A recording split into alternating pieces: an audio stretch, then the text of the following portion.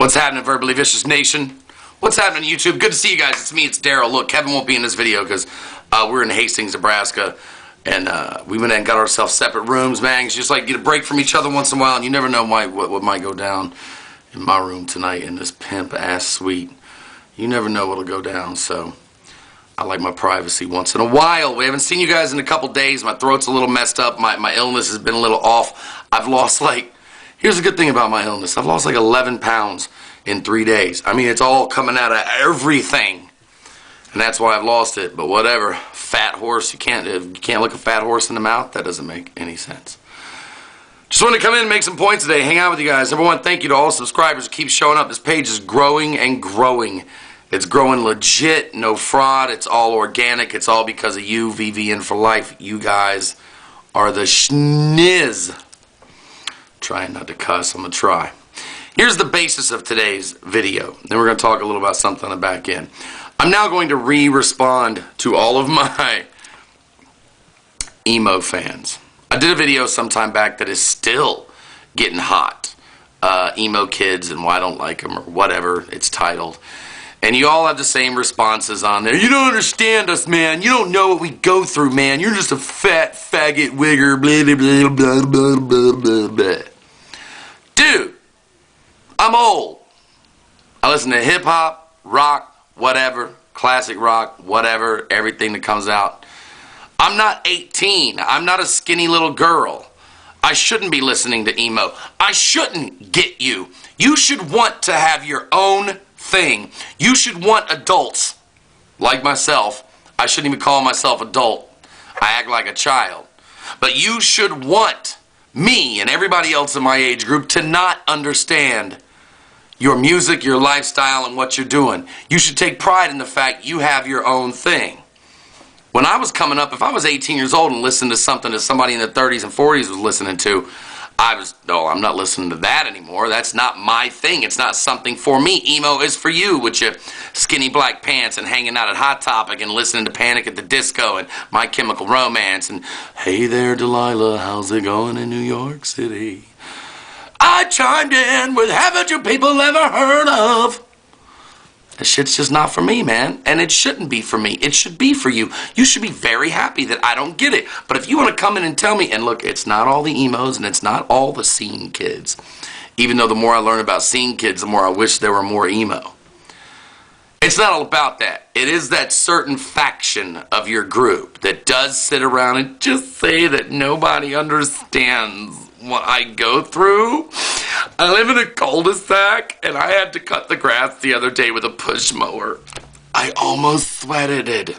I almost broke a sweated it. There are people your age sitting in the desert right now defending your right to be freaking emo. So pull your collective heads out of your asses and stop acting like a pussy. Because that's what you're acting like. It's okay to be emo and still act like a man. You don't have to act like, oh my God, I'm just so delicate. I'm a petal. I'm a petal on a rose that's crying. And it's crying because it's sad, because it's out of Perrier. Meh. Get over yourself, man. You don't live in the real world. And I'm not talking to all the emos, so come leave the you're a fat blah blah. Whatever. Bring it. I live in the real world where people have real problems and they don't cut themselves because they couldn't get tickets to Avril freaking Lavigne. Anyway. So that's my response to all of you emo cats. I know you're going to come back here and say it again, but this time Verbally Vicious Nation will come back to you and react to your silly ass comments. Moving forward. People always ask me, Daryl, we know you're a liberal and we know you're anti-conservative. I'm not anti-conservative. That's where I want to straighten some things out real quick. I'm anti-hypocrisy. There are so many things that happen on the left. I left so many people on the left that annoy the crap out of me, that are so full of it, flower power BS, they won't get off their ass and get anything done. And there's so many people on the conservative right who are good Americans, great people. We just tend to differ in how we want things done, but we both want good and positive things for this country. But here's why I get very annoyed with the right. You, Glenn Beck, you freak, You are batshit crazy. For those who don't know who Glenn Beck is, he was on CNN for some time. Had his show on there, bragged every day how I'm a recovering alcoholic, life. So you're supposed to be a news reporter, and every other show he's like, I just love America, and this is why I say that. You're crying. You're supposed to be a reporter, and you're crying. But here's the hypocrisy. Within a 60-second period of watching Glenn Beck today, I saw him do this. I saw him sit and defend somebody on the right. I'm not even going to say who, because you don't get that kind of press on my page.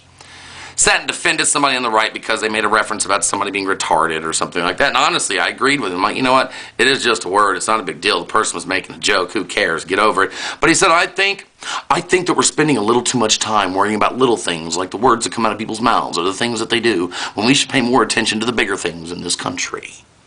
And I went, wow. Fixed news doesn't have their head up their ass for the last 30 seconds. And then, from that story, I think we should stop worrying about the little things, blah, blah, blah, blah, blah. He immediately goes into, now on to the important news. Barack Obama was on Jay Leno last night, and that is the end of this country. And obviously, I'm paraphrasing, but first of all, he calls him Nero Obama, which is a reference to Nero, the man who is this uppity elitist who watched his city burn while he played the fiddle. He was this super multi-rich crazy bastard who had no connection to the poor, no connection to the hard-working in his country, and he watched Rome burn. Let me tell you, number one, I almost dropped an F-bomb. Let me tell you, you shit-tard, number one, you just said leave the small things alone, then you're going to pick on Obama because he discussed with Leno that he was filling out an NCAA basketball bracket and was trying to get better at bowling, and his wife planted a garden at the White House. Man, that sounds really elitist. Bowling and being a fan of a sport with mostly black people in it? That is really elitist. And Nero is the one who started the fire. And actually, his people started the fire. To quote Billy Joel, we didn't start the fire. Obama didn't. We didn't start the fire. It was always burning because Bush Jr. was turning. And he's not sitting back. He's doing what he can. Am I going to always love Obama? I don't know. We'll see. Only the future can tell. But I'm not going to sit in criticism each and every day and just rip on everything the man does. The man's trying to stay connected to this country, and you turned and shit on him. Glenn Beck, you're a scumbag. You're batshit crazy. And in closing, first of all, make sure you rate, comment, and subscribe. Thanks for being here. In closing, hey Diddy, P. Diddy, we get it. You're making a band. Can they make some music now?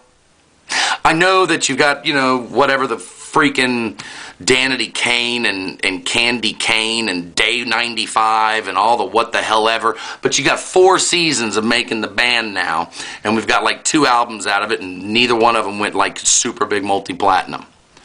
How about you stop making the band and make some music? You are a music producer, aren't you? The mystery of music is generally that you like the music, you listen to the music, and the less you know about the artist, the more connected you feel to the music because the music feels like yours. I don't need to know that every single character in every band that you have goes to poop and to pee and to vomit and has a fight and drinks tequila at the bowling alley or whatever the hell the last episode was about. Stop making the band and make some hits. Diddy. My name is Daryl Horner. And I hope you're getting over yourself, because I get over myself every day. And as somebody mentioned the other day, I didn't say it, so I'll say it now. I approve this message. See you Sunday for Promo Sunday and for the Willie's Loose Cannon Comedy Show. Later, guys.